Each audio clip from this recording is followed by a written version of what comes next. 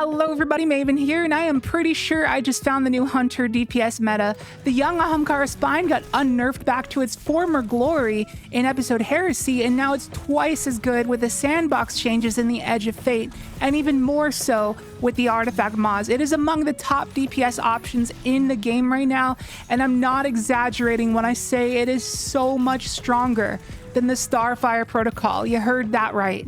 You can see in the background gameplay that it's quite literally just infinite ability spam, and it does some massive DPS. If you got any buddies who play Hunter, please share this video with them. Every Hunter player needs to know about this build. So let's break it down. Hope you enjoy. Shout out to our sponsor, Advanced GG, the #1 gaming supplement in the world. Use code MAVEN at checkout for 10% off. Link down below. Thank you. Alright, so let's read. The young Ahamkara spine has the perk Wish Dragon Teeth, increases trip mine grenade duration and blast radius, ability damage, grants trip mine energy. Now allow me to demonstrate. So you can see here when I throw my trip mine at Carl, I immediately get like 90% of my trip mine energy refunded right off the bat. And if I slow down that footage, you can see I get 2 separate instances of energy being granted to me. And it doesn't matter if I throw it directly at him, aka unicorning, or if I throw it between his legs and just let the blast radius of the trip mine hit him, I will always get those 2 procs. And I don't know if this is caused by the application of Scorch in addition to the blast of the grenade itself, but that may be the case. And you can see here that I'm using the brand new Yeartide Apex SMG from the Solstice of Heroes event, and I am using the perk Burning Ambition.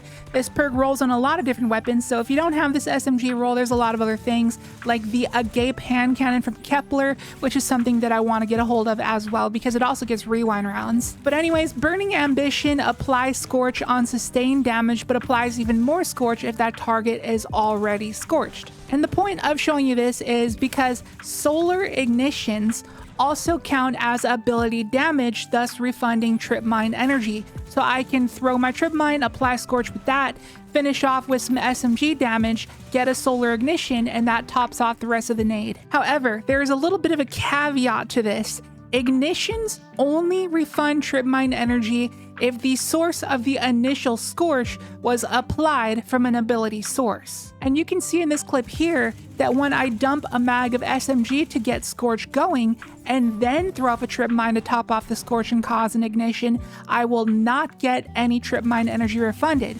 because the initial source of Scorch was applied via a weapon and not an ability. So when I was experimenting with the new artifact mod Radiant Shrapnel, it was actually interfering with my combo. Now it's a cool artifact mod. It causes these little solar seekers when you cause damage with a weapon while you are radiant. However, these little solar seekers count as coming from a weapon source. So when that was your initial source of Scorch and you cause an ignition, you won't get ability energy refunded. So despite this being an awesome perk for solar builds, I would not run it on this build because it can interfere with your chain of events. So anyways, you now understand how the young Ahamkara spine works, and that brings us to this clip here where I am literally just going to DPS Carl with abilities and nothing else. I am not going to shoot a single bullet from a weapon. I am only going to use abilities, and you can see that I can chain them back to back infinitely. Now, Knife Trick is going to be our melee ability of choice. Not only does it apply like a boatload of Scorch, but it also hits 3 separate times, fully refunding your trip mine in 1 single usage. And we're getting that fully refunded via Gambler's Dodge. As long as your melee stat is in the high 60s, you'll get it fully refunded when you go for your dodge. And then we are getting infinite dodges via 3 separate things, which is Ember of Singeing, along with 2 mods on our gloves called Bolstering Detonation and Focusing Strike. So when we hit a target with a grenade or a melee, it's going to give us a chunk of dodge energy back. And then Ember of Singeing refunds dodge energy whenever you apply Scorch, which is constantly happening with our knives and our trip mines. So these 3 things plus young Ahamkara spine just straight up equals infinite ability spam. And with only abilities, we do over 1,000 DPS on Carl, which is very, very good compared to a lot of things. And there's no other thing in the game that's going to do that much DPS without firing a weapon. This is peak right here. Now consider this, because you literally do not need to fire a weapon to get this build going, you can be the designated tractor cannon user in any raid you do, because like 90% of raid boss encounters are going to want a tractor cannon user, and because this build functions without weapons, you can do that.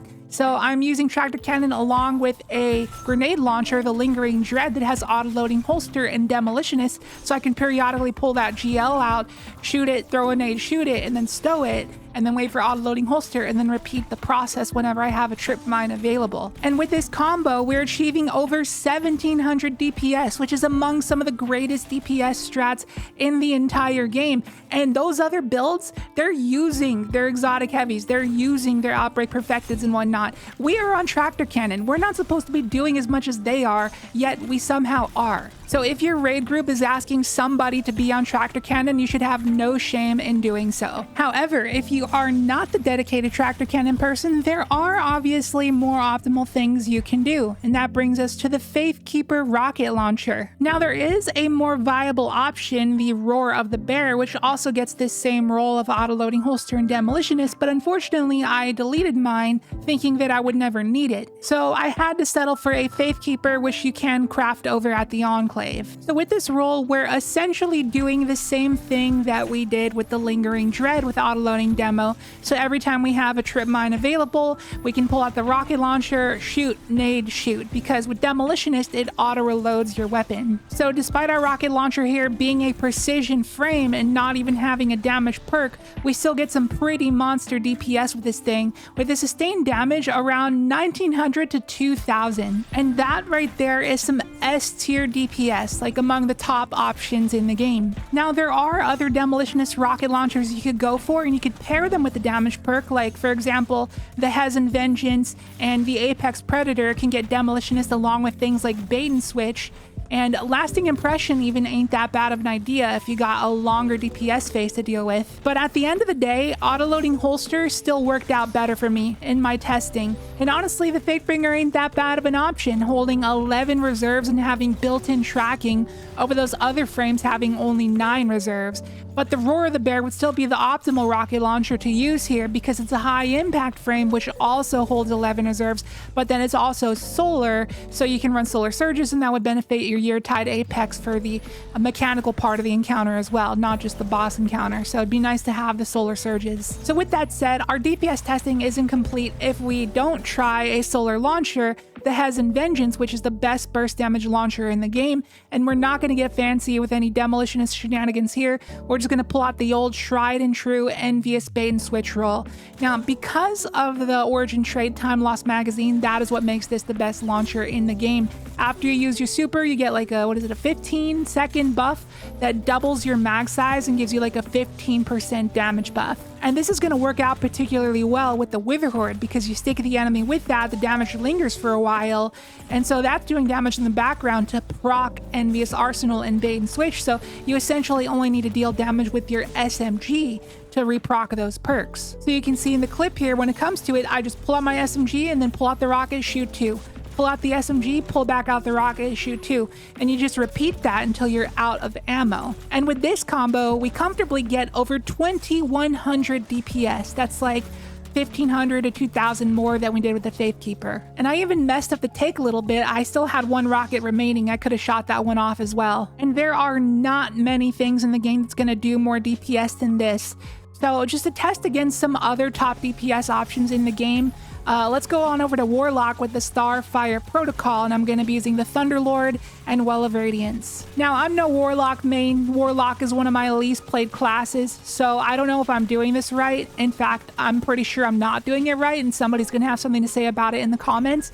But yeah, I'm just popping a well, throwing my nades, and spamming Thunderlord, and just repeating that whenever I possibly can. I'm waiting until I have 2 nade charges available, and then tossing them both and causing an ignition. And with this combo, we get just over 1600 DPS. We did even more on Hunter just with the tractor cannon. And then we did like way more with the Hezen Vengeance and the Faithkeeper. So that's already put into perspective on how strong the young Ahamkara spine build is. Just completely blowing Starfire Protocol out of the water, which is like the Warlock meta at the moment. And now we got to compare against Titan, because Titan is the king of DPS at the moment. So we're going to use Thunderlord with the Falling Star build, and I do have the triple intellect fonts. So we do have 200 super here. And I think it's like 140 weapon stat or something like that. I don't remember off the top of my head. But yeah, this is like an optimal setup. I got triple surges here, maxed out super stat, super strong thunder crashes with falling star, and our DPS total with the Thunderlord here and our Stormscape barricades comes out to 1900. And remember, with Hez and Vengeance on Hunter, we did 2100. Just again, blowing the meta Titan build out of the water. So as far as our testing goes, young Ahamkara Spine is seeming like the most blueberry viable top DPS strat in the entire game out of all three classes. However, there is still one we have yet to go over, and that's going to be PK Titan. This is what I would consider like the only like blueberry viable DPS strat that is like the best in the game, even better than young Ahamkara Spine, because with the target lock Barrow Dyad and Stormscape barricades and like as much super and weapon stat as you can invest with triple strand surges, you're easily pumping out a sustained DPS of over 2100. Now we did get over 2100 on Hez and Vengeance on our Hunter build. However, when you run out of Hez and ammo, your DPS is going to dwindle a little bit to around 1900 DPS, whereas the Barrow Dyad build, it just keeps that 2100 sustained literally forever, because all you need to do is just keep chaining those barricades and just dumping mags of Barrow Dyad, and just you're getting so much super energy from the Barrow Dyad and just pumping out faster thunder crashes than any other build can, even Outbreak perfected. So that is the best and easiest DPS strat in the game. But young Ahamkara Spine is no slouch, and I would consider that the second best DPS build in the entire game. Now, obviously, there are other DPS builds with like 1-2 punch and like Navigator grapple points and like tractor cannon hot swapping that people use to like solo melt raid bosses, but obviously in like an LFG 6-person raid where you're not trying to do some solo challenge run, nobody is going to do that. You're not going to do that. You're not going to have like the situation every time to do that. It's like one of those pro sweaty challenge run player things to do. So I wouldn't really count that. Obviously that's going to just destroy every other build, but you need like the right situation for that. But as far as these, what I call blueberry viable strats, which are essentially strats that the average skilled D2 player can pull off, young Ahamkara Spine is going to be one of the easiest and best things to use, especially if you are a Hunter main and you do not want to play Titan. It does take a lot of coordination and like rapid swapping to pull off, but if you just like spend a little bit of time in the shooting range in front of Carl, you can like get the motions down. It'll be like second nature to you in no time. But this build also does have benefits that no other build does. Like I showed earlier, being able to function entirely without ammo, just like without even shooting your weapons at all. And also we're going to do another test here where I'm literally going to go into my menu and swap my subclass back around so that I have 0 super, 0 abilities, starting from absolutely square one, nothing, and just start DPSing from there. And I'm just going to proc Ember of Singeing by applying Scorch with my SMG. And as soon as I get my dodge charge back, I can get everything going and start the chain of infinite abilities, because like I said, knife trick, it only takes one hit of that to fully recharge your trip mine, and then you just get it going from there. The infinite chain. Witherhoard is that type of weapon that really never runs out of ammo, and starting from absolutely nothing, we can achieve a sustained DPS of over 1100. And remember, Starfire Protocol with Thunderlord was 1600. So like it's literally like almost on the level of that. With Outbreak Perfected with Starfire, you're getting a sustained damage of like around 13 to 1400. So we are nearly meeting maximum capacity, like with super and abilities up. Outbreak Perfected Starfire, starting from literal nothing with young Ahamkara Spine, 0 abilities or super or anything at all. Like it's kind of ridiculous how fast this build can get out the gates. However, if we take a look at another hypothetical scenario here where we go into DPS and I have no more heavy ammo, but I do have my abilities this time, all I have is Witherhoard and my SMG, I can achieve a burst damage value of over 1700, which again is beating out Starfire Protocol in a Well of Radiance with full Thunderlord ammo, which is just absurd. Like, I know I keep repeating myself, but it is literally just absurd. And because you can achieve this insane DPS without needing heavy, that means you can just use this build in general play and skate around with an Eager Edge sword. And I love me a good build that allows me to run an Eager Edge sword, because I literally use Eager Edge swords like 95% of the time I play this game. game. So this is definitely a build that's earned its permanent place on my loadout hotbar, and I will be using this build for the foreseeable future on Hunter until the day it gets nerfed. So anyways, that was the build explained. Now let me go over my subclass and mods before we end the video. So for my subclass, my first aspect here is going to be Gunpowder Gamble. This is just to help the neutral game. No reason in particular, just have like extra free ignitions to throw around. And then knock them down, again, for no particular reason, but while you're a Radiant, which you can proc with Ember of Torches, you are going to fully refund your melee energy, so you can just toss knives all willy-nilly, and that's good with heavy-handed on our gloves, which we'll get to later.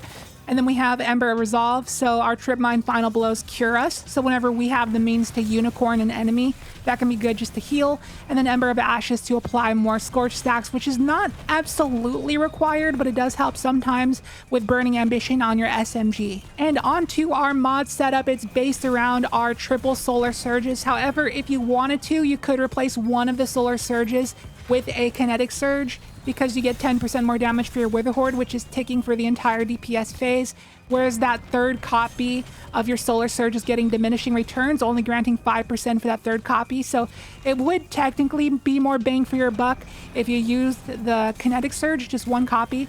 But, you know, having the triple also helps your SMG in the neutral game as well, so it's really up to you. I'm indifferent to either option. Anyways, we also have Charged Up on the chest to hold 4 stacks of armor charge. Just helps the longevity there. Got Time Dilation for more longevity. Powerful Attraction to scoop up orbs when we dodge. Reaper, so we make an orb after we dodge. Heavy-handed on the gloves, again with Focusing Strike and Bolstering Detonation like we went over earlier, so we have the infinite loop of dodges. And then for neutral game, like super building, we got Hands-On and Ashes to Assets on the helmet, got a Solar Siphon, and then a couple of Resists on the chest. Now here are my stats with the build. I would recommend having your melee stat being in the high 60s to guarantee you get your full knife trick charge back when you dodge. And then 100 class and 100 grenade, you can go overboard with those just to boost their capabilities. If you want it to be more optimal, you can create like 2 separate loadouts for this build, like one for the like mechanical part of encounters and then one just strictly for boss phases. If you're doing one strictly for boss phases, I'd recommend just dumping all into your grenade stat. But for neutral game, for like general play, I'd recommend investing more into class so that when you dodge, you can get like an overshield. It helps a lot with survivability because we're not using any type of like restoration. So having those overshields does help. But the setup I have here is just kind of like a middle ground, like jack of all trades. And for my loadout, this is ultimately what I ended up on. Wither Horde, Yeartide Apex with Hez and Vengeance if I'm doing DPS. Otherwise, I'd use an Eager Edge Sword for general play. And you could easily go Tractor Cannon if your raid team wanted you to do so. You could go with Faithkeeper if you wanted to over Hezen if you didn't have Hezen. And if you didn't have this role of the Yeartide Apex, or if you're watching this video in the future when Solstice of Heroes is gone, then you could run the Agape Hand Cannon from Kepler or any other solar primary that has Burning Ambition, or even like the Crucible Rocket Sidearm also has Burning Ambition, and that's a special. That one's a pretty good option as well. So anyways, that about does it for the build. I would say like I've definitely done better general play Hunter builds in the past, but when it comes to strictly DPS, this one is untouchable. Like it may struggle a little bit in like harder content general play because you're just walking around throwing knives and trip mines, and sometimes you're gonna miss your trip mines and get killed for it. So not the greatest in the world of survivability, but for DPS, oh yeah, 100%. So if you wanted to give the build a try, as always, a dim loadout link to the build will be down below in the description and also the pinned comment. And if you got any buddies who are Hunter mains, definitely share this video with them. Every Hunter player needs to know about this build. So that's gonna do it for the video. Thank you so much for watching. I greatly appreciate it. If you enjoyed, hit that like button. If you are new here, please consider subscribing. Would love to have you here for more Edge of Fate content on the way. And I will catch you in the next video. Happy raiding.